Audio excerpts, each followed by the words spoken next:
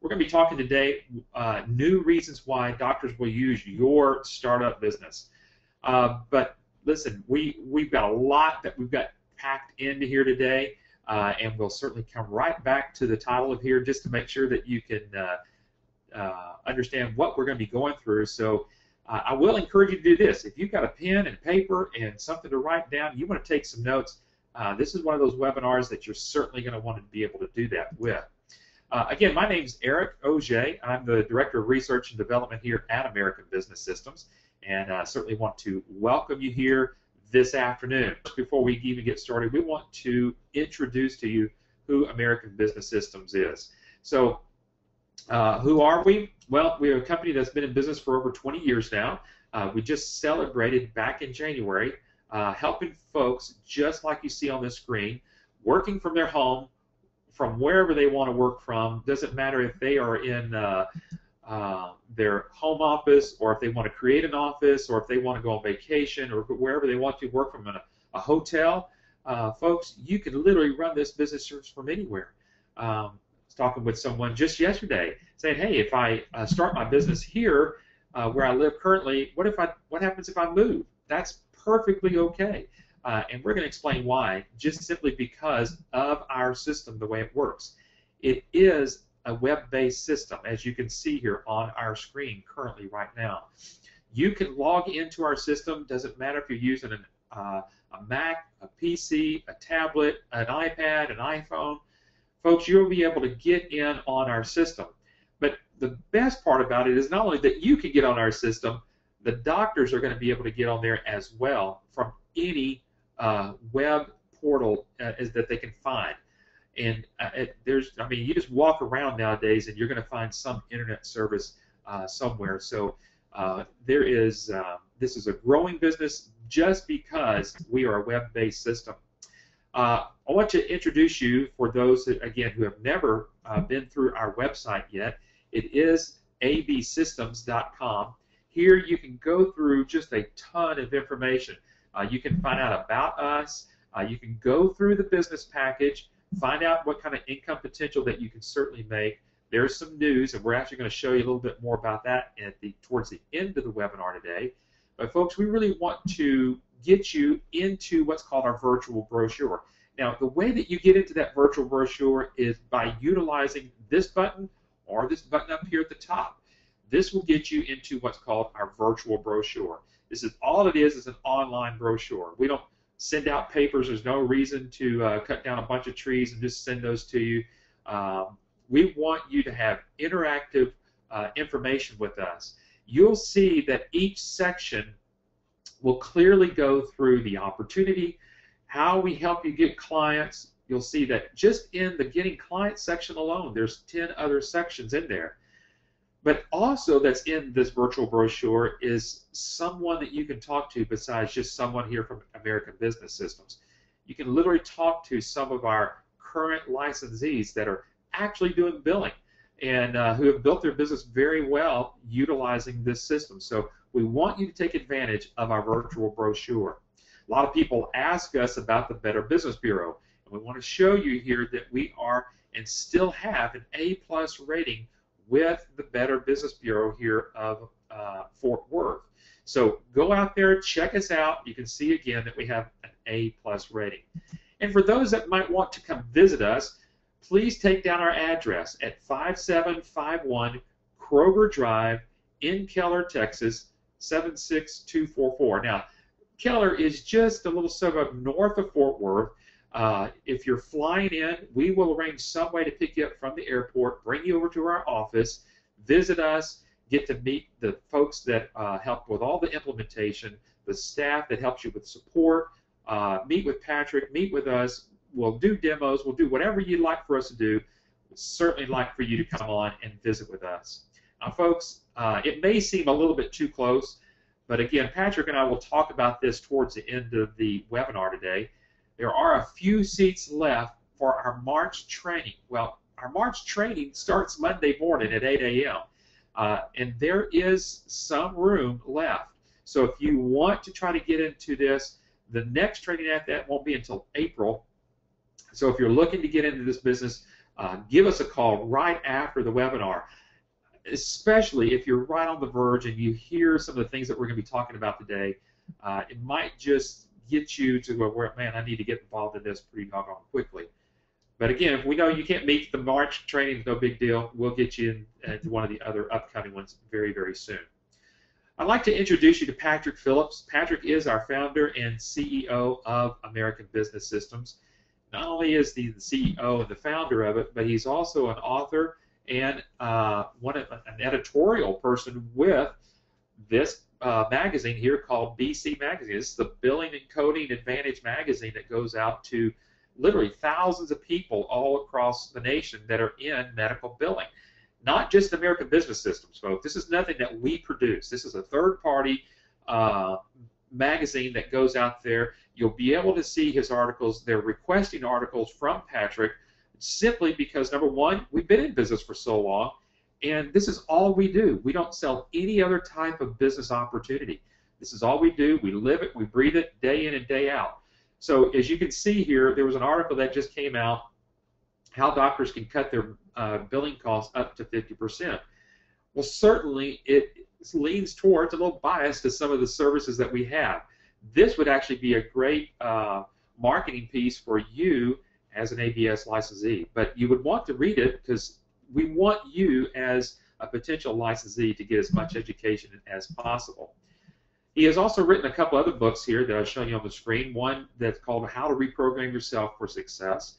It was a book that he wrote a few years back, just helping you to change your thinking about entrepreneurship and that alone. But then the book to the right, Cash Crunch Cash Flow, is a book that he wrote, co-authored with a CPA friend of his, that deals with the medical billing business very specifically and how we can help get doctors more money into their practice, plug all the hidden leaks that they're having, and again, all talking about the services that we have here at American Business Systems. So, again, I'm going to bring Patrick on here. Patrick, it's good to have you this afternoon, and man, do we have a topic that I know is just going to be very good and very helpful for the folks that are on the call today. Yeah, Eric has put a lot of time and research into some of the stuff you're going to see on this webinar today. So thank you, Eric, for digging up some of this new stuff. It was very enlightening to me, even though obviously I know what our system does and what it can do. But to see what you come up with today, I think will blow people away who are interested in getting into the medical billing business. So let's jump in there. Absolutely. Hey, Patrick, I know that we've done webinars on why doctors will use your startup business, but really today we're going to key on about 4 new elements. So let's just get into the meat of the webinar today. Again, we're going to talk about new reasons why doctors will use your startup business. And Patrick, you just kind of take it from here, and then we'll banter back and forth. But why don't you just start talking about some of these reasons and why? Let's just kind of see where, if you could do a State of the Union address to everybody right now, what would you say? Well, I would say if you're thinking about getting into this business, medical billing, providing services for doctors that helps with their cash flow, Eric, in our 20 years, we've never seen anything like it. Right now, our licensees are being approached by doctors who are saying, help, I need help. And that's because of all the new things that are coming down the pike, the electronic health records that they now have to have, and of course the ICD-10 codes that we'll be talking about later. All those things coming down the pike are making doctors actually reach out to our licensees, so we're getting great response right now. This is probably the best time in history to be in this. Then you've got the Affordable Care Act bringing in 30 million uninsured Americans. You've got the retirees. 10,000 of those a day are retiring, and then of course that makes them eligible for Medicare. So it is just like a tsunami. This is the perfect storm right now. I love the way you put that. It is a tsunami. Well, folks, what we're going to do, we're going to start off with one of the topics that we want to talk about today. Wait. Hey, Eric, wait. Yeah. One other thing I wanted to say.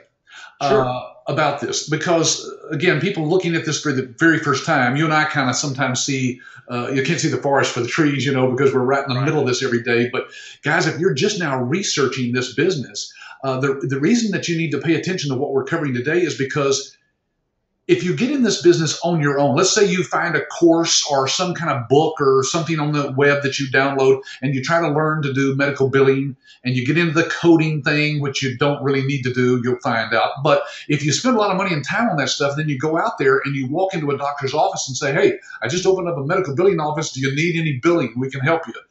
The answer is usually no, because to be honest with you, doctors are already either doing the billing themselves using their own staff with their own software, or they've already decided to outsource it to somebody else. So the hard part about this business is knowing what we know after 20 years, right, Eric? We've kind of figured out the puzzle and know what the keys are to unlock that for people who are trying to approach doctors. So part of what you're going to see today is the things that would cause the doctor to want to go with you rather than their current biller. Because we have licensees signing up doctors every day, Eric, don't we, that are already with another billing company, but they're not happy because they're not using the state-of-the-art, leading-edge technology that we have. And, you know, Patrick, and one of the topics that we will get in today, but I think one of the number one questions that we're hearing back from our at least brand new licensees is this: can your system handle the ICD-10 codes? Now, folks, we're going to get into that because that really is one of the new reasons why your doctor will use you with your new startup business. Because again, Patrick, a lot of people that come into this business, first of all, are asking this question: Patrick, why would a doctor even use me? I've never been in medical billing before. Right. What do I have to offer them? Yeah, that's a valid question. So let's start with this first one. That one of the most important reasons is that we're the only system out there, folks, that has its own clearinghouse built in. Yeah, and I've got this question, and we've kind of got, you'll see this theme throughout the presentation today. Patrick's talking about a clearinghouse, but I'm going to ask Patrick, what is a clearinghouse and why is it even needed? I know that back in the days that you and Linda used to do billing, and you didn't have a clearinghouse. Right, we just had to send the claims over a modem, a dial-up modem. It would send it electronically, but it was to each one of the payers, the insurance companies for that doctor. There might have been a dozen of them, Now there are third-party entities called clearinghouses. And those clearinghouses, of course, are out there with the typical systems that medical billers use that are out there. They don't have the ability to do anything other than to gather up all of their data for those claims, for that doctor, those insurance claims, batch them up each night, and push a button, and it uploads those claims to the clearinghouse. And the clearinghouse, of course, is then going to forward those claims on to each one of the insurance companies in the format that those insurance companies want to see them. So as you see illustrated there on your screen, that's basically what's happening, is that each night those batches of claims, might be 100, 200, 500, 1,000, are all sent out there. But it has to go through a clearinghouse, which is a third-party entity, usually a publicly owned company, big companies that charge a fee for each one of those claims. And so if you sign up or get started on your own medical billing business with software that has to do that, you're going to pay for each one of those claims that go through the clearinghouse and have to deal with that clearinghouse and all the things that are involved in getting set up with them. There's probably, Eric, a dozen clearinghouses that are out there that you could utilize for that. And one of the other issues that you have to deal with is that once you've got all those claims that you've got batched in your system, and then you batch those to a clearinghouse, what that clearinghouse will do, they take all those claims, whether it's for Aetna or Blue Cross Blue Shield or whatever it might be, and what they're going to do, they're going to, first of all, scrub each one of those claims. Now, if one of those claims is not proper, they're going to get rejected and get sent back to your system. Well, that could take anywhere from 2 to 3 days. And well, what happens at that point? Then it goes back into your system. You got to rework it, figure out what the particular reason why is, and then resend it to the clearinghouse. Now you could be 2 weeks from that patient being seen even before it gets to the insurance companies to even get paid. I remember Linda doing that in the early days when she was doing the medical billing.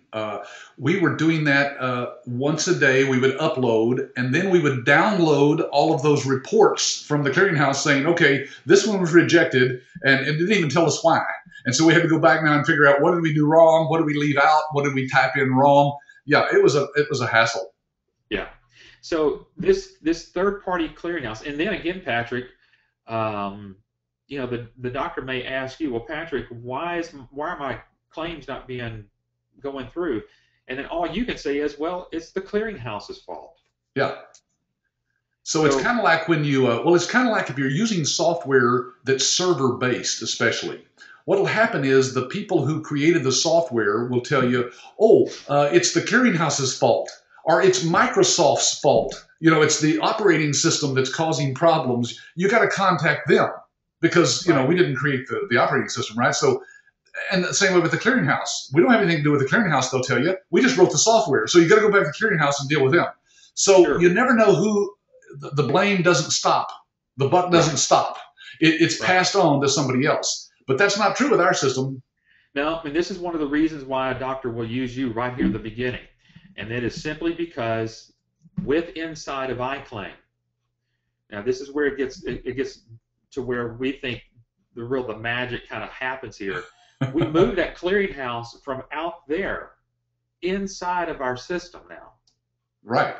So we spent millions of dollars, folks, actually developing the technology to do the clearing, the scrubbing of the claims, cleaning them all up, making sure everything is exactly like those insurance companies want to see them, and developing a way to reformat all of those different claims for the ways different insurance companies want to see it electronically, and we forward those on directly. There's no middleman here, no clearinghouse to deal with.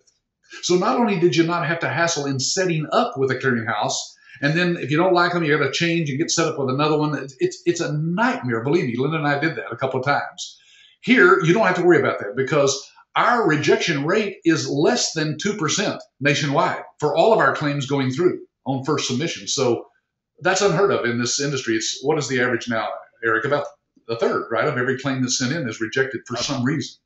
It could be, and I mean, I didn't even get to put this in here. We had so much information to put in here, but I even read this last week that 75% of claims could be rejected just simply on some key elements like eligibility. And it's because we have this built-in clearinghouse, folks, this gives us a portal directly to insurance companies, both to them and from them, as you'll see here in just a moment in the webinar.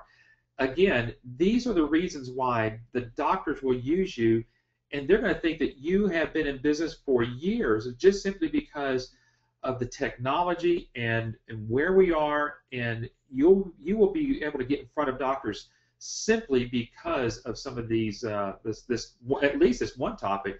Patrick, you know that I was talking with a doctor here just recently, and one of the things that he said was, I love that we can send claims basically in real time directly to the insurance companies, and we can see that also in real time as well.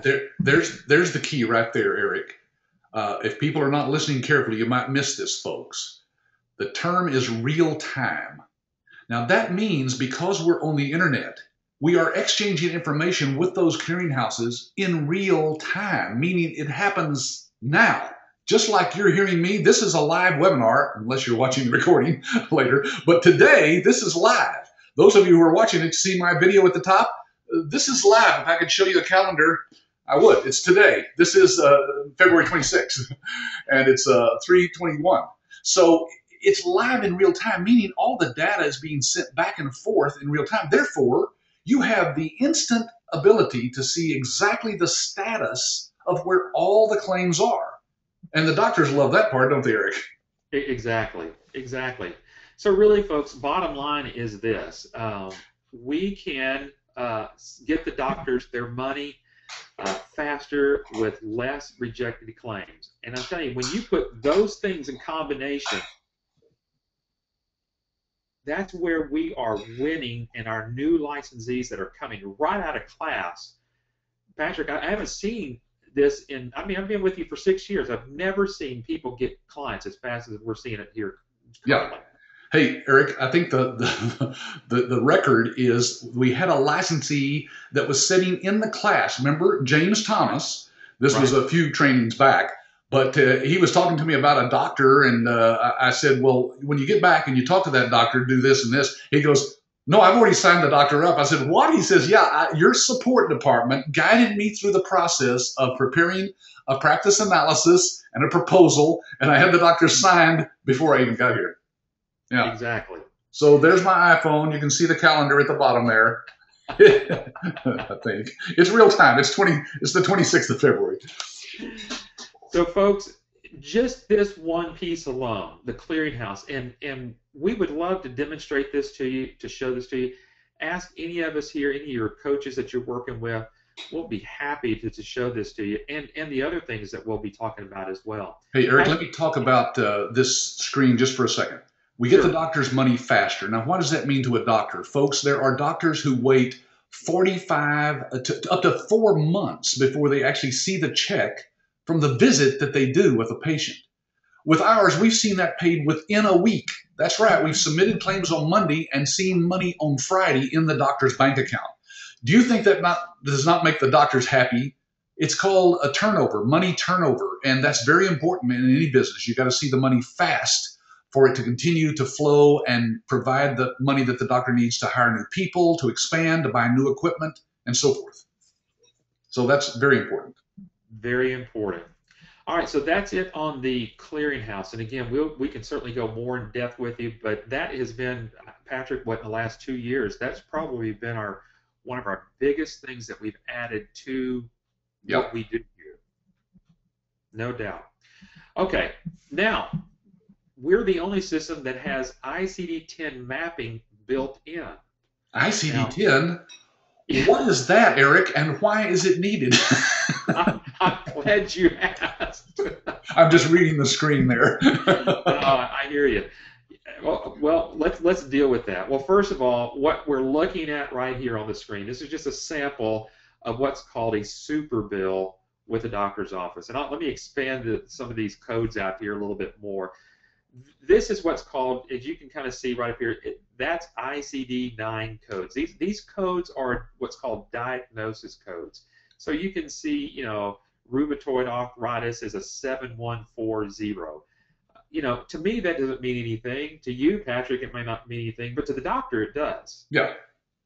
In fact, the doctors and their staff probably have most of those on their super bill memorized, right? They know what those are. Oh, yeah. Yeah. So we've got let's look at this one, hypertension. That's a pretty current one, easy one to know, 4019. Well, there's some changes that are happening, but before we get to those changes on the ICD-10s, also, again, for those that we don't want you to be in fear about these codes, so let me explain something to you. And Patrick, this is one of those things which you and Linda would used to do. This was done manually. This right. The 1500 form. We saw a lot of those and printed a lot of those out and mailed a lot of those before we went electronic back in the early 90s. And so what you and Linda would do, you'd get these names of the patients from the doctor, but then you wouldn't code this. You would just you would input the ICD-9 codes supplied by the doctor, and there it is. Yeah. That's where it goes. So it was pretty easy to do that. And then the other codes are the CPT codes, again, supplied by the doctor. Right.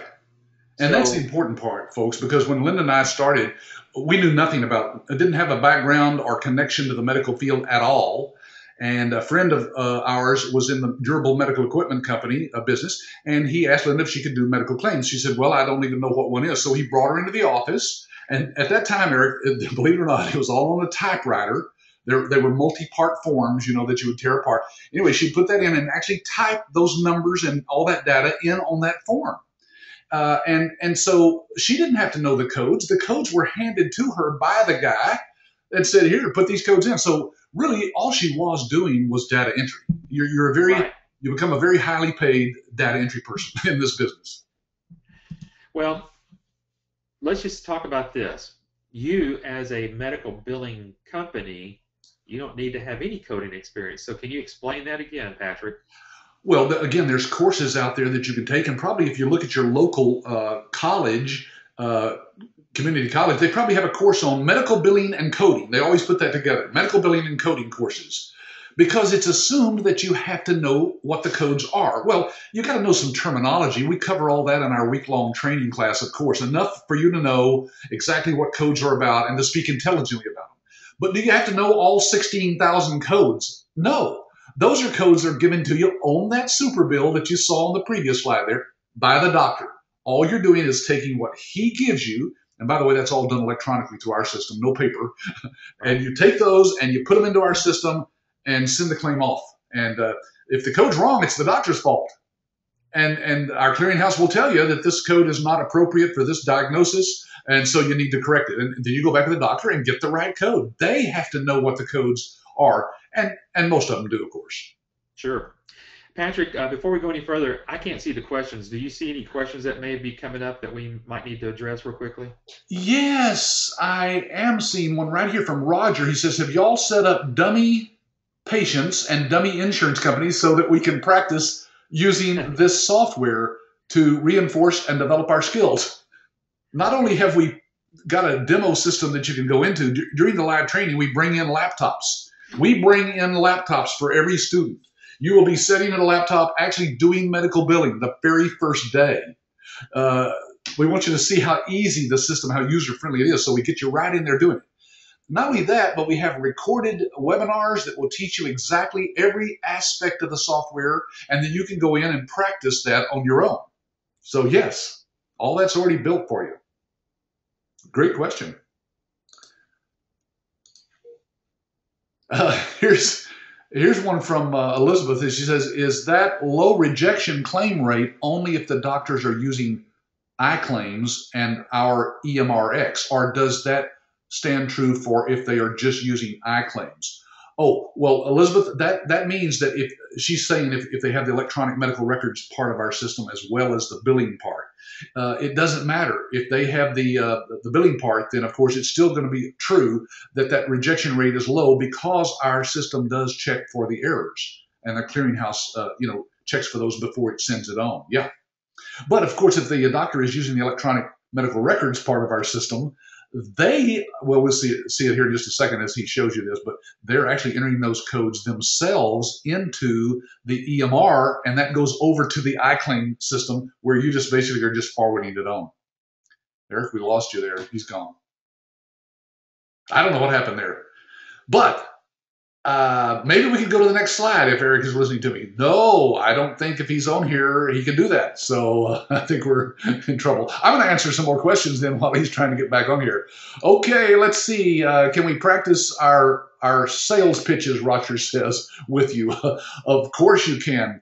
The problem, Roger, is that there is no sales in this business. I mean, literally, when people come to our class and they have a sales background, we tell them, if you have a sales background, I'm sorry, folks, we can't help you. You've got to forget just about everything you know, because what we go in as is from a consulting standpoint. You don't know if you can help the doctor or not until you get some questions answered. So we have a 3-page practice analysis that doctor will go through step by step, and we'll go through that asking the questions to either the doctor or the office manager. Once we get that information, now you come back to your computer, input that into a system that we have that creates a report, a revenue report it's called. And it shows the doctor what they're spending now, either using their own system with their own staff, or maybe they're outsourcing already. It'll compare that with what you're going to charge them. And it shows them in black and white the savings. And folks, sometimes it's $250,000 a year that we can save a doctor by just letting us take over and get their rejection rate down to less than 2%. So that's how that works. And so there's no really pitch of any kind, Roger, but we certainly let you in the classroom. Yes, we do some role play there in the live training week long. And then we also let you do that with our support people anytime you want to, of course. Let's see. I'm going to go on to the next question here while Eric's trying to get back on the system here. Do most people hire a data entry people for the majority of the work, or do they self-perform it? That's from Ed. Ed, that's probably with our licensees, I would say 50-50. A lot of our licensees don't want to grow any more than maybe a handful of doctors. I mean, literally with 5 doctors, you can make an executive income. So They like the lifestyle that allows them to have time for other things in their life. Maybe they only work 20, 25 hours a week, but they're still making more money than they were on their regular job. So they don't need to hire extra people to help with that data entry. There are others who have higher goals and who want to build this thing to a big empire and maybe turn it over to their kids someday, or maybe they want to sell it to somebody as a cash flow business. So they'll hire other people. But the great thing is that those people can be hired one-on-one. We'll show you how to find those people that have some experience in doing medical billing, and you put them to work using their computer and their internet connection right out of their home. Why? Because there's technology that will let you connect with them through our system and see what they've done and be able to train them right there live across the internet. You don't even have to leave your home. They don't have to leave their home. Now, there's another class of licensees, and I would say this runs maybe 5% or less of our licensees, that have actually thought, you know what, I want to move out of my home. I want to get a commercial office space, spend $400 or $500 a month, and have a little office that I can work out of and hire a couple of people and put a couple of desks in there. Now, we have licensees that have done that as well. So it just runs the whole gamut. This is your business. There are no quotas. We're not going to force you to do anything. We allow you to do this as you wish on your own time and on your own speed. Now, I think I may see Eric coming back in here. So if he jumps back on here, we'll know here in just a minute, and he can go on with the next slide there. But I hope these questions are helping some of you to wrap your brain around this a little bit else. Here's one from, let's see, this is Todd. He says, I've been talking to somebody in the medical industry. It was stated that many doctors are associated with a hospital and that the hospital provides the billing. Does this limit our target market? Ed, there are doctors who are being absorbed out there by the big hospitals. The hospitals are approaching the doctors and offering them a big lump sum of money, and the doctors are going, okay, yeah, it sounds like a good deal, and they get out of their own private practice. Now, the interesting thing is I can point you to articles in magazines that are saying that doctors who've done that regret that deeply, because now they become a paid employee, right? The hospital has complete control over the doctor's time, their income, and their patients. And we've had doctors actually go back into private practice, and what they didn't realize is the contract they signed with the hospital said, if you do that, the patients are ours. They're not yours. So yes, there are things like that happening, but believe me, there's more and more doctors who are saying, I want to stay independent. I want to be on my own. And again, that's why we have doctors signing up with our licensees on a daily basis from coast to coast. So it's not a big problem. It's just something that you have to deal with out there. And if you just find out that that's the case, then you move on to the next doctor. Look, if you do your research and your due diligence in your area, finding out how many psychiatrists are in my area, how many chiropractors, how many podiatrists, how many urologists, how many pediatricians, you'll find that there are literally in most areas thousands. And we have licensees on the top of a mountain in Tennessee, with population 400 in their city that have got clients, because you sometimes have to go out a little ways from your city center and move out a little bit. But who cares? If it takes you an hour to go out and get some clients, once you've got them, you don't have to visit them but maybe once every month or two. All of it's done electronically through the internet. So you don't really have to have a lot of personal contact with that office at all after you get them set up there. So you can build this as just as big as you want, no matter where you are. I think that's what the gist of that question was. All right, let's see here. Okay, people are telling me that Eric has locked up his computer, and I have no idea if he's back on here or not. I can't hear him. Hey, Patrick, this is Adam. Yeah. Can you hear me now? Yeah. This is Adam Phillips calling. Hey. Do you have a backup of the slides at all? I know the slides were on Eric's. I do have something here. Let me think about that. I think I could open up something here and go through them. Yes, let me look here.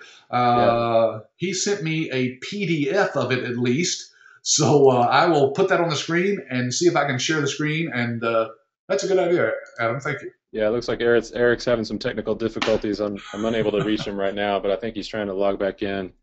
All right, let me see if I can do that. Now, I think I have to give the organizer to me. Yes, and then I'm going to show my screen. Tell me, Adam, if this comes across okay for everybody. It's loading up here. Yep, I can see it. Oh, Okay, now all I got to do is pause that just for a second and get to the right slide because I got way ahead there on my PDFs. All right, let's see. I think we were somewhere right in here talking about this 1500 form. Okay, I'll put that back up. All right, so now we're going to go right on to the next one here. Let me get back to this one here on my screen, and we'll talk about the next slide here. I got to get coordinated here. Okay, all right. So we were talking about the ICD-10 codes. Now we need to talk about this date. Very important date because this is when the government has said that the ICD-10 codes must be used by the doctors out there.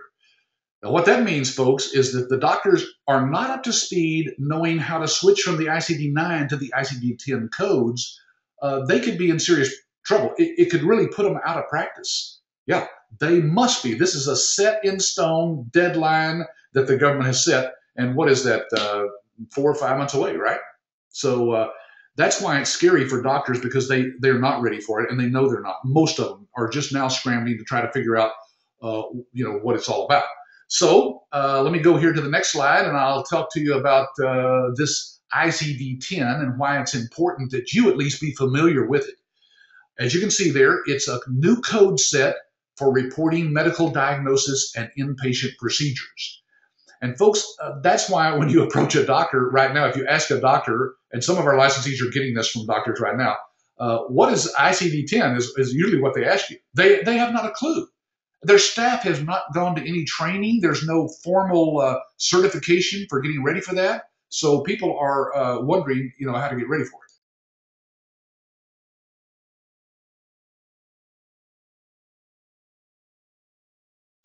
Sorry, I had to cough. All right. I'm back. Oh, hey, Eric, there you are. Patrick, I'm back. Good. I thought I got hit by a meteor, right? Well, fortunately, this is not our technology, or unfortunately, it's GoToWebinars. We'll blame it all on them. Perfect. Okay, if you want to swap it back to my screen, I'll pick it up from there. I'll do my best. Let's see if this is you right here.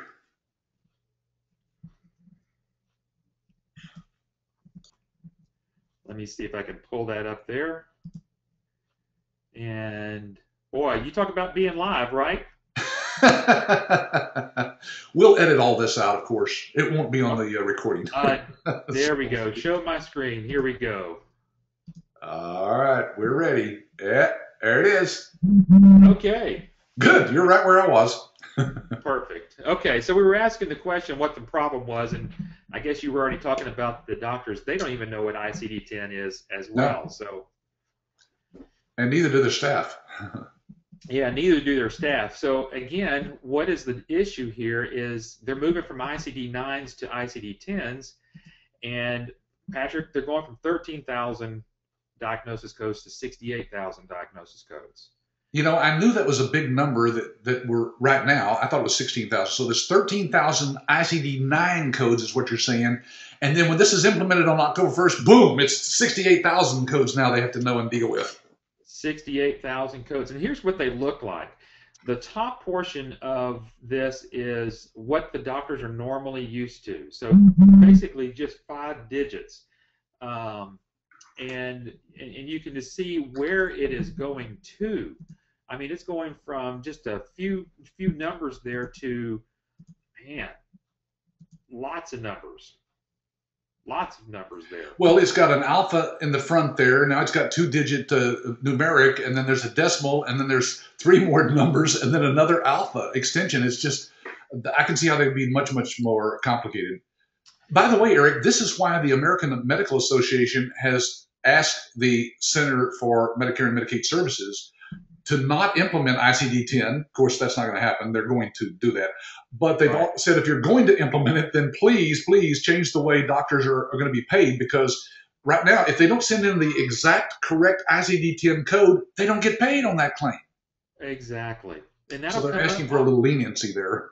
Yeah, come October 1st there, that's a big deal. And then problem number 2 here is the fact of the cost to implement this. Now I know that Adam sent out an article a few days ago, but we actually found this in a like a table format. So you want to start talking about this one here? This blew me away when I saw this, Eric, because I could not believe it. Look, just to jump to the bottom there, typical small practice is going to spend $83,000 to implement the new codes in their practice. Now, Eric, what doctor has $83,000 just laying around?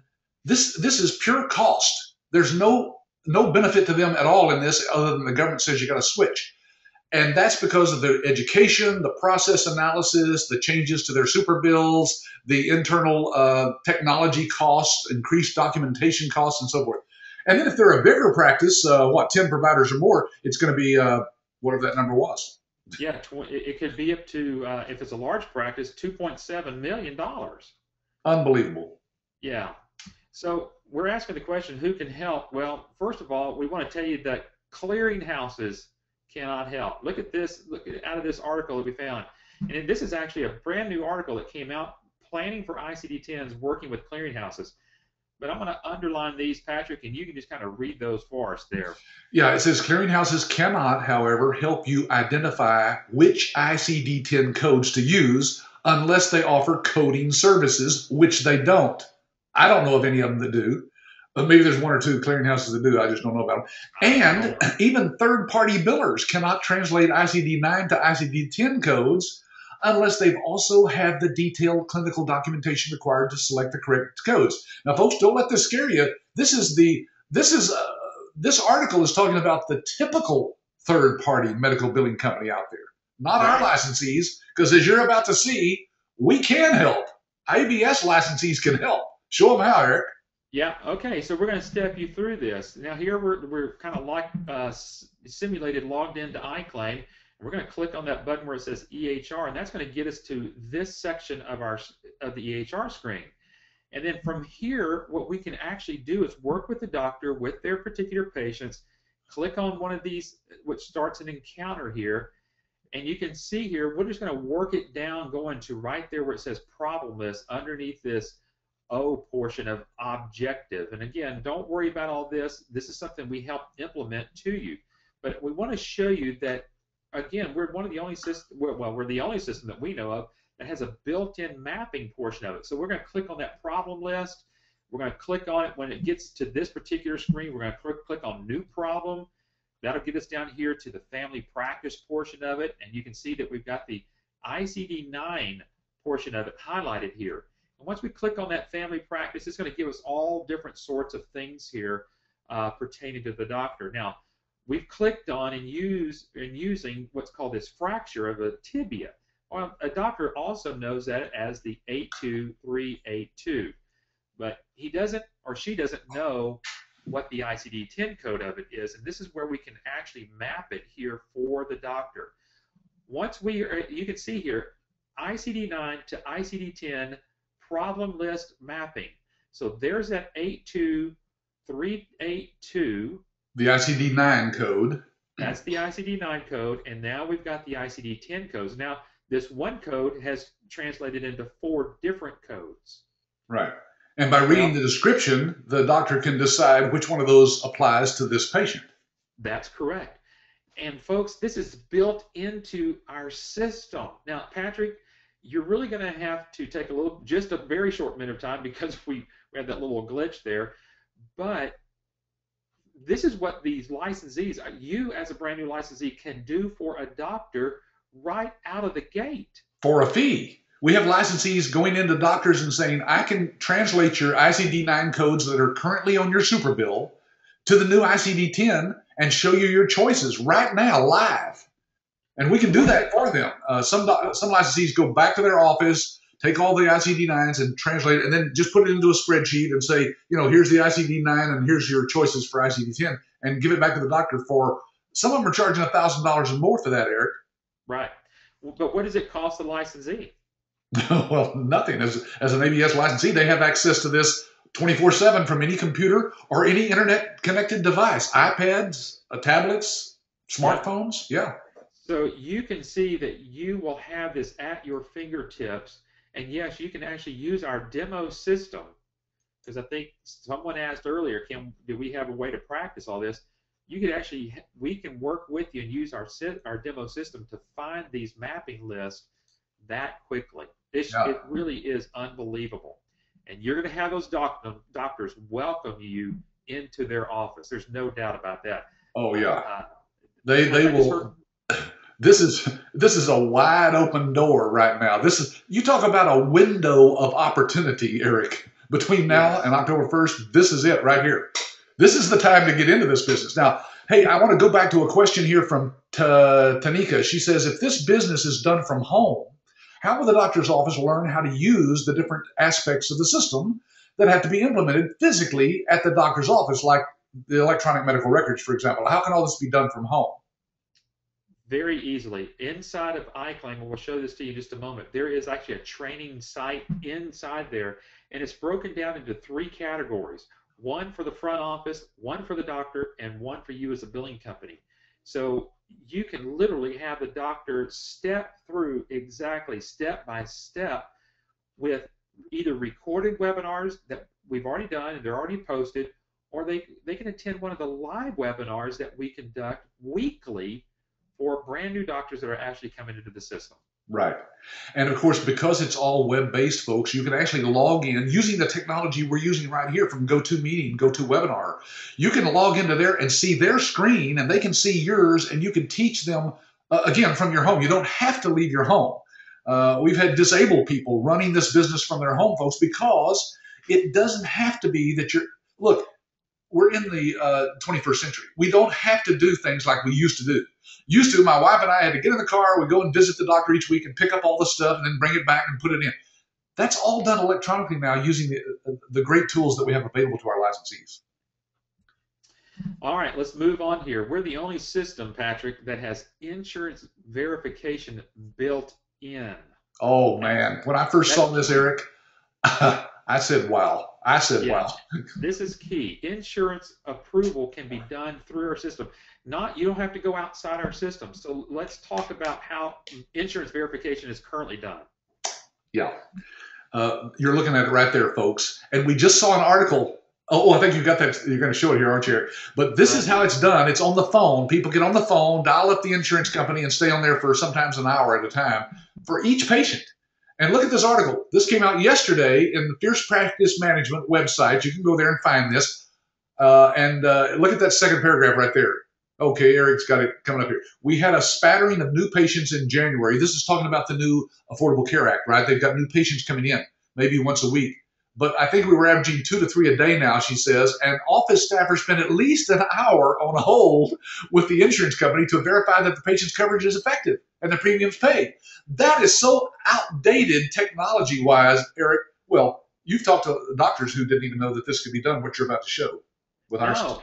And what my question is, what does it cost the doctor's office for 1 hour to have a staff sitting on the phone? Right. Okay, so here's another reason why a doctor you will get an audience with the doctor. Yeah. Okay, so here on iClaim, real quickly before I do that, for Tanika's purpose, you can see right here where it says training site. That's the button that you'll be able to use to get to those trainings over there. So no problem for that. Right. All right, so let me show this to you. You can see right here where it says eligibility request. I'm going to blow that up a little bit more so you can see it. All we have to do is click on that button. This will get us to this particular screen.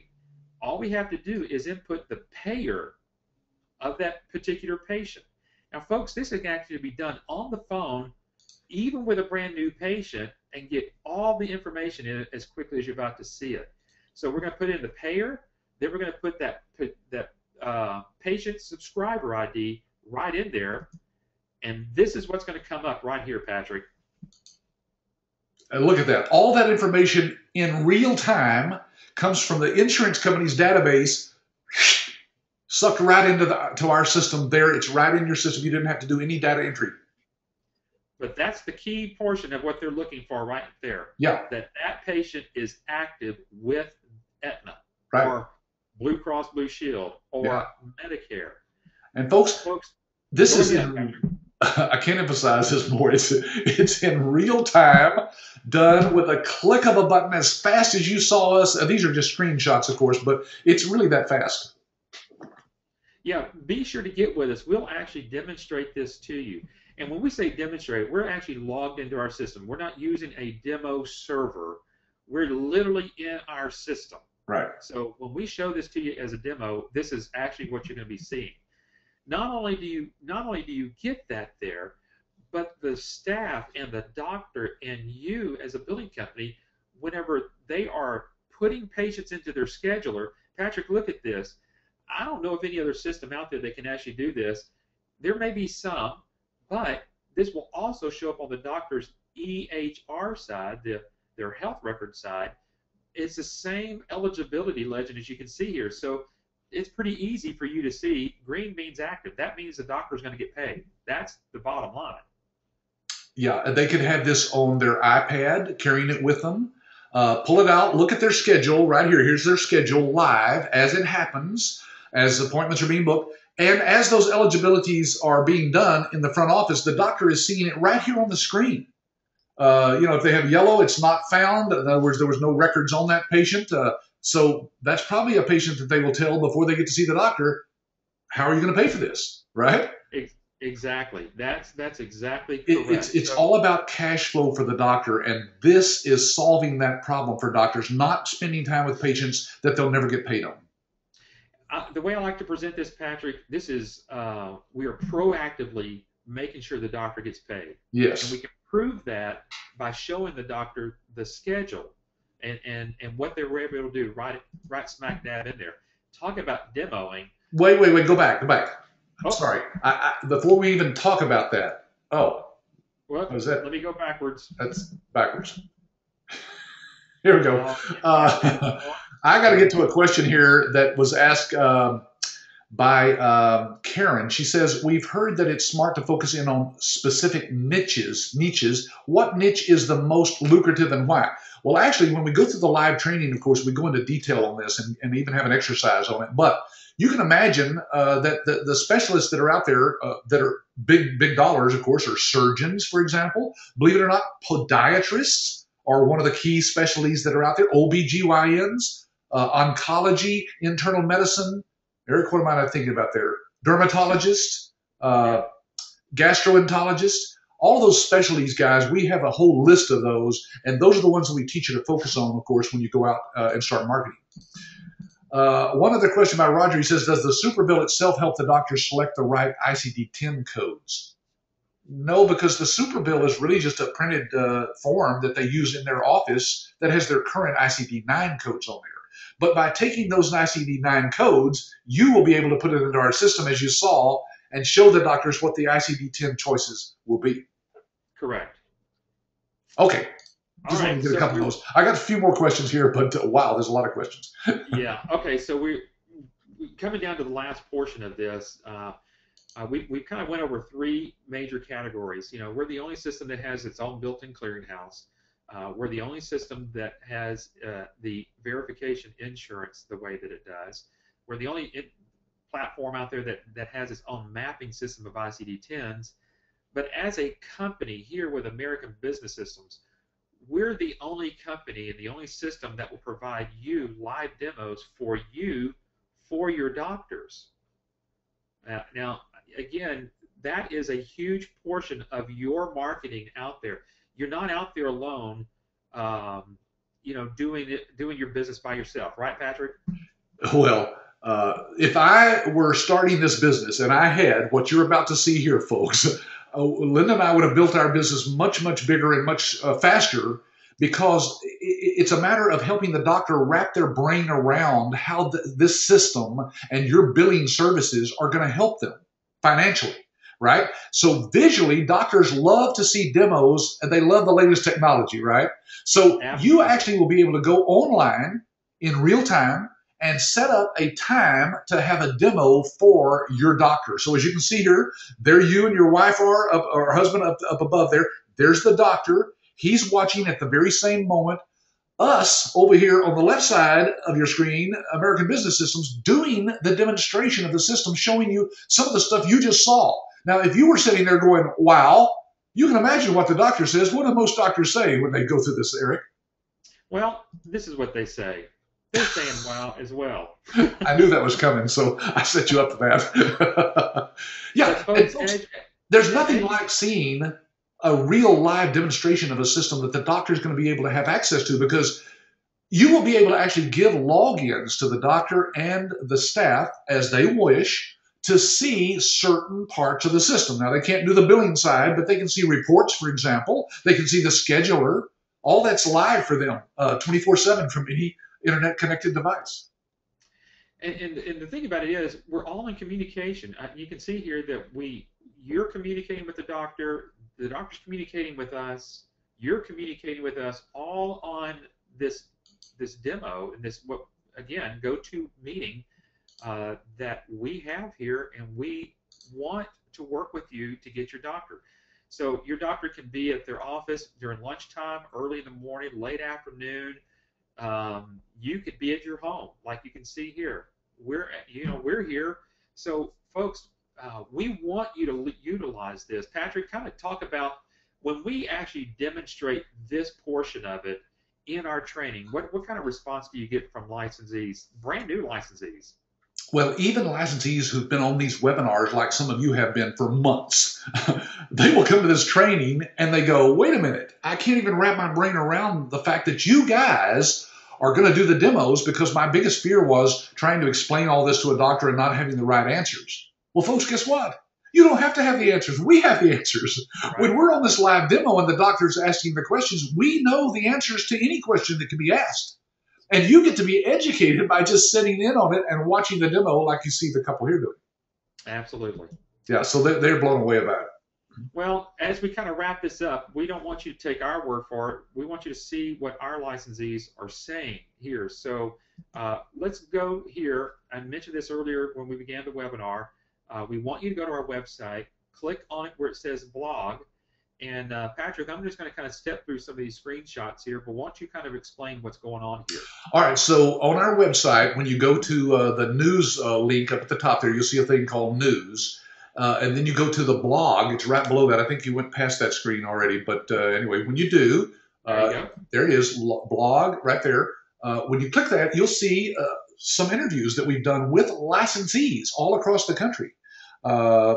Like Benny Biordi, for example. He's up in the northeastern area of the country there. Adam did an interview with him and recorded it. Here's Tierney Martin. She's out on the West Coast. That's her and her mom in Paris. She gave us that picture to show while we were interviewing her. By the way, Tierney just signed up a doctors group, Eric, that was 22 doctors. Yeah. Wow. This is James Thomas, the guy I talked about earlier that actually had the doctors signed up before we came to the training. I did an interview with him. Okay. Now, before we go to the guarantee, Eric, let me just say this. Those interviews that you saw there are on the blog, and sometimes you can't see all of them. When you go down to the bottom, as you're scrolling down, there's always a link at the bottom that says older entries, older articles. So be sure and click on that to go back in time. We've got dozens and dozens. Folks, we've been doing these webinars and these interviews for the last 4 or 5 years, so there's a lot of stuff out there for you to view. And in closing, I wanted to put this up there. We are the only company that offers a 100% money-back guarantee. Patrick, you take it from here. I don't know of any other way to help people know that this is for real other than to come up with this guarantee, which is unheard of. It's ridiculous. No company in the world does anything close to this, Eric. Some people will let you come to their workshop for a day and a half and then get your money back if you don't like it. But I said, guys, we want to show people everything. We don't want to hide anything. They've got to see the whole thing. So I'm going to let them sit through the whole week. And if at the end of the week, for any reason, you just don't think this business is right for you, just ask for your money back. And we give it back to you. Now, you've spent the money that it took to get out to Texas, and the hotel's about $600, something like that. But folks, what a little investment to find out if what we're saying is a bunch of bull or whether it's real. This is the way to do it. And that's why this guarantee has helped a lot of people make the decision to come on down here. So we got a class coming up next week. If we do, we have a class coming up next week, March the 3rd through the 7th. We can take just a few more questions here. I know that we're just kind of a little bit out of the hour, but I think because of the little problem we have with the internet there, maybe folks won't matter a little bit too much. But, let's do that, Eric. Sure. Go right ahead. Okay. Here's Nauman, yeah, says, does ABS help in providing doctors lists so we can contact them accordingly? We'll show you where to find the doctors in your area. Believe me, there's lots of them out there, and yes, we can give you contacts. How many hours per week, says Rod, on average will you spend per doctor that you have as a client? Eric, let's see. Average doctor, maybe 400 claims a month. That's 100 a week. How long would it take somebody? That's 20 a day that a person would have to process? Yeah, so let's just say it takes them 40 minutes to actually process those claims for those, that amount.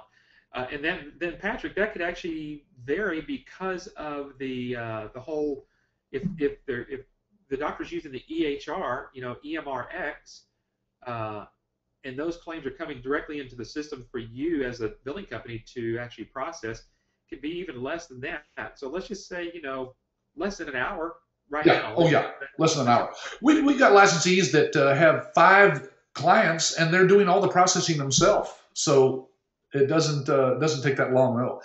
Let's see. Michelle says, do you provide assistance with business contracts to sign up the physicians? Yes, we have templated agreements already worked out that's been approved by our attorney that says this is what you should present to the doctor. Now, they're in Word format. It's a Word document, so you can alter that any way you want to, of course. Kelly says, is a large part of your business fielding calls from patients with billing questions? No. Listen to some of those interviews out there, Kelly, and you'll see that when licensees are asked that question, they'll say, "Oh no, I might answer 2 or 3 calls a week from patients. It's not a big deal at all." That's because of our system and how efficient it is. Karen says, "What are the most common objections that we might expect?" I guess the biggest objection we get, really, if you think about it, Eric, is how do I know that this is all real?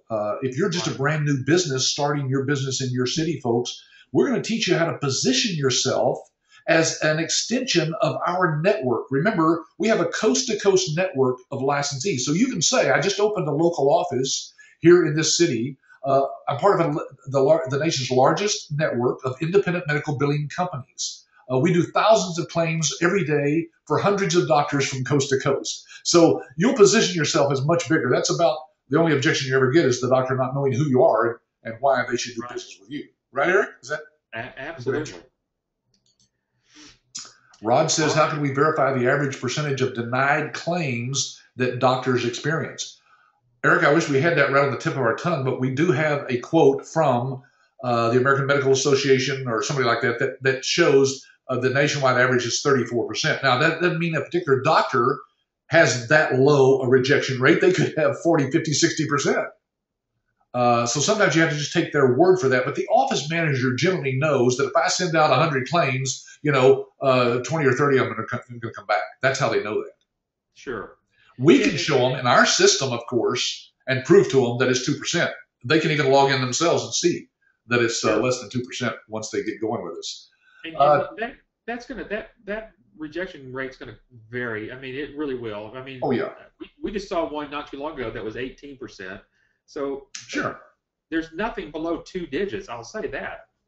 Right. Yeah. No, I've never seen anything less than 10%. So we take that down from 10 to 2. That's still a great savings. All right. Here's Tanika. She says, how do you even get a doctor to agree to fill out the questionnaire for the cost analysis?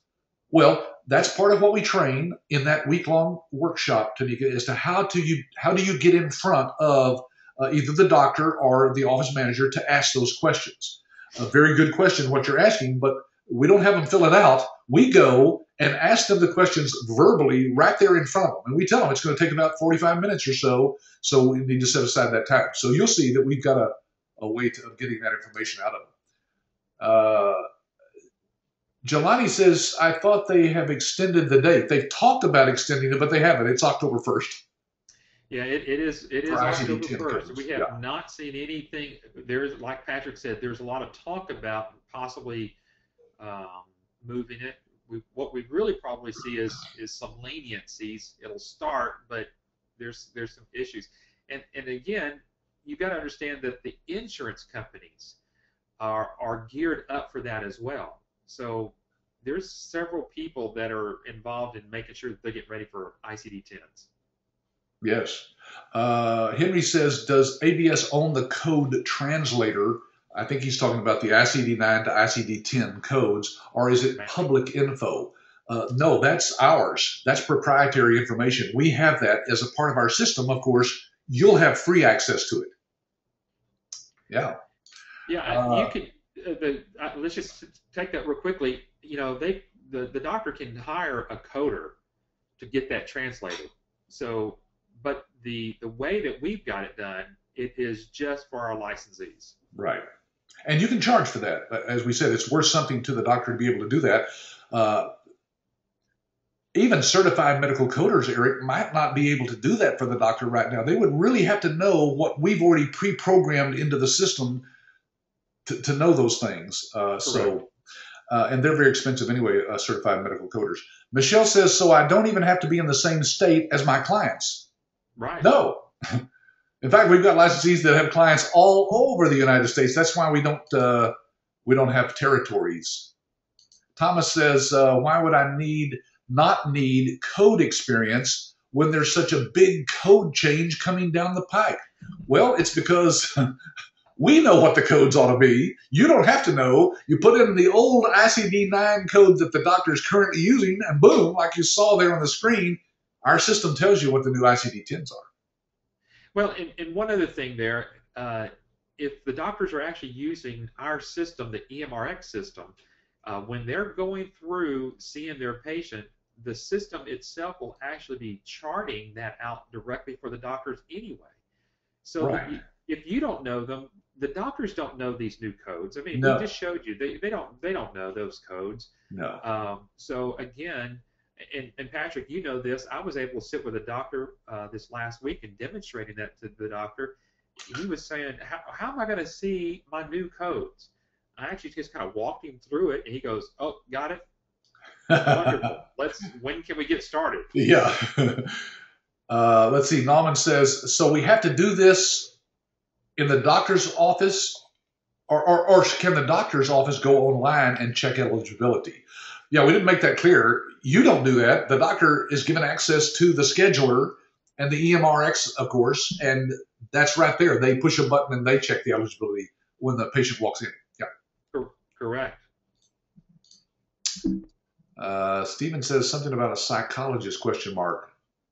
Maybe I mentioned that earlier, but psychologists can, well, he might have been saying that was one of the top specialists or something. I don't know. Okay, Ed, are you finding a lot of practices purchasing your software and system? We don't sell our software or our system to doctors. Our licensees do. If the doctor doesn't want to outsource the billing, they can lease that to the doctor and make money on that each month. Then, of course, what happens is usually the doctor somewhere down the line calls them up and says, hey, can you do this billing for me, Roger says, if the super bill is paper, how do we get it from the doctor? Eric, you want to tell them about our iDocs Now? Sure. We have a service, you might have seen it on our website, called iDocs Now. It is a web-based, very HIPAA compliant. A lot of people will know what HIPAA means, just so that you know. It meets all the requirements for Medicare and Medicaid services to transmit patient data through the internet. iDocs Now is the doctor can take those papers, scan them in, they go to a very secured area, and you'll be able to retrieve them directly from there. So that's how that's done. Yep. Michelle says, do you offer training through webinars? Well, we do for our licensees. We have those almost every week for our licensees. We do those on Fridays usually once you become a licensee.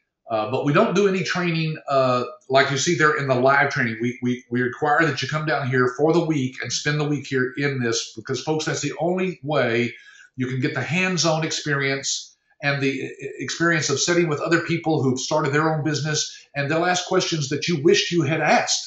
You wouldn't even have thought about it unless you had heard somebody else ask the question. So it's a very interactive reason for you to come down here and spend a week. Todd says, can doctors use the ICD-10 codes now, or must they use ICD-9 until a certain date? Eric? Yes, they have to. They can start working those ICD-10 codes now, but they can't use those until October 1st. Right. Kelly says, do you teach your licensees what to charge each practice. Yes, there's a whole section on pricing, how to prepare a proposal. We will help you with that. It's your business. You can charge anything you want to, of course, but we will teach you how to make sure you make money and don't leave money on the table, and don't overcharge, so that you actually do get the account. So we can help you and assist you with all that as well. Ed's saying, how many licensees do you currently have working? Ed, it's kind of like if you ask the owner of any company, how many of your employees work? Well, that depends on whether or not you define work as actually getting something done. Now, our licensees, we have 1,500 licensees that we've signed up from coast to coast over the last 20 years. But to be honest with you, there's just a small percentage of those that are out there actually actively continuing to get new clients, because most of them already have the clients that they want and need, and they don't want to grow any beyond a certain point. So to answer your question, it's probably the old 80-20 rule. We probably have about 20% of those who are actually out there active. Let's see, a couple of thank yous. What's the cost, Steve says, of the franchise and also cost of the training? It's $25,000. That includes the week of training here in Fort Worth. And, of course, it includes all the marketing materials. You get over 2,000 marketing materials and a bunch of other stuff. You'll see that on our website if you go to, what is the investment? I think that's one of the tabs up at the top in that area. Yep. Okay, let's see. Karen says, does your technology reside on the cloud, or is it on a company server? It's in the cloud, which of course means a physical server somewhere, but we have multiple servers in multiple parts of the country. So it's redundant, it's backed up nightly, off-site. It's got all the security features of any software that's out there on the web, like banking and investment software and stuff like that. So very secure technology-wise. Tanika says the biggest issue with ICD-10 is the doctor's not documenting enough information to find the appropriate codes, and then the bills are rejected. That's right, Tanika. They don't know what they're doing, do they?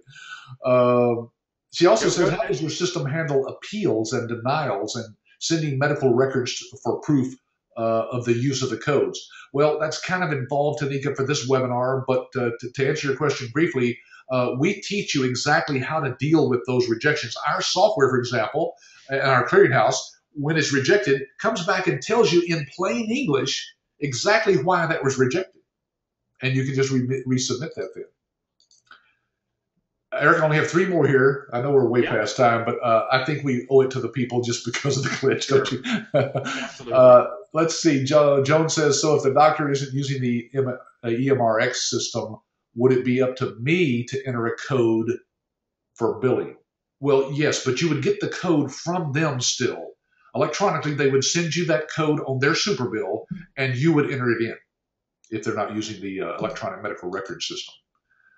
Nauman says, when you say a refund of the license fee, is it different from approximately US $25,000, what we will pay initially? No. If you give me a check for $24,990 or a credit card, or wire that money to us, at the end of that week, if you say, I don't like this, I want my money back, and I don't even want to tell you why I don't like it, we will give you $24,990 back. No, we don't save anything out of that. Let's see. Rod says, I realize you have been in business for 20 years with a good reputation, but theoretically, what happens if you, that is, iClaims and iDocs Now, et cetera, goes out of business? What do the licensees do? Well, that's the great part of the way we've set up our business, Rod, is we have decided that when you come down for this training, we make you partners with all the technology partners behind all of those services. So even if the week after you left, we went completely out of business, which we're not going to do, we're very profitable at this point, but we did, you still have those relationships, you see, that we've put you in contact with for all of those technology partners. And there's over 150 different support people that you will have access to with those partners. So let's see. Michelle says, do you require the full $25,000 up front? Yes, Michelle, you should be sure and talk with your ABS business coach about that, because we will work with you for whatever it takes to help you get into this business. All I can say is that we don't do financing on our own, but there are some sources out there that we can point you to if you don't have that kind of money to invest right now. Karen says, I guess these questions are continuing to come in, Eric. Do licensees ever require a lawyer for appeals, etc.? Karen, in all of our 20 years, we've never had any issue where a licensee had to engage with an attorney that we're aware of, that had to engage in some way because of something that they did wrong. Now, some of them do take out a little insurance policy called E&O, errors and omissions insurance, that's very inexpensive, and it covers any mistakes that you make that are unintentional. Now, if you are intentionally trying to divert money into your own bank account, you got a problem, right? And we can't help you with that. You'll need to get an attorney. I'm just kidding. That never happens. Okay, Steve, here's the last one. On average, how long does it take a new licensee to start earning an income? Eric, what would you answer to that? Well, it could certainly be within I'd say the first 90 days once you kind of get going there, because there's a little bit of setup you got to do with the doctor to Yes. get them going, and then when you start filing those claims, that's the nice thing about our system is that the quicker you get the doctor paid, the sooner that you get paid. Whereas That's right. before time, if you were using the old system, like a server-based system, having to go to a third-party clearinghouse, you may not get paid on some of those claims within 6 to 8 months. But we're Right. talking, within weeks now. Our average is 14 days. For payment. Yes. Yeah. We see And it as this little last as 7 days, but average is about 14 days. So Yeah. that's fast, and you bill the doctor or draw the money directly out of their bank account into your bank account every 2 weeks, and so your cash flow happens very quickly. We have one licensee we interviewed that she said she got her all of her investment back even with us within 6 months. Yeah. So it can be fast. One last question here, Patrick. Yeah. One last question. This Steve, another different Steve, is asking about after the 25K. Do we take any franchise fees or royalty fees? And then we'll kind of end up on that one. Yes, Steve, that's a great question. And no, you will never pay another dime to ABS. Now, I will reveal this to you, and this is something we've decided to tell our licensees up front so you know what's happening. We have made agreements, of course, with all of our technology partners. And because we wanted to stay around and be around forever, we wanted to have a back-end income in addition to our licensing up front. So they give us a rebate. Now, it's not based on you getting having to pay a higher price for those services or the doctor pays more or whatever. This is based on us getting the volume of business to that partner and them giving us a rebate because of that. So that's just something on the backside that we make. It keeps us in business and makes sure that we have an income even if we've never sold another license. Yeah, we look at it as this, Steve, and everybody else that's on the call. We are a performance-based company, and if we don't perform, we don't get paid. That's So right. that's why we want you to perform, and that's why we do all the demos and do everything that we can for you so that you can perform. Because, again, the same way, if you don't perform, you don't get paid. So we want to help you. That's why we do what we can. Patrick? When you make money, we make money, and everybody's happy. Absolutely.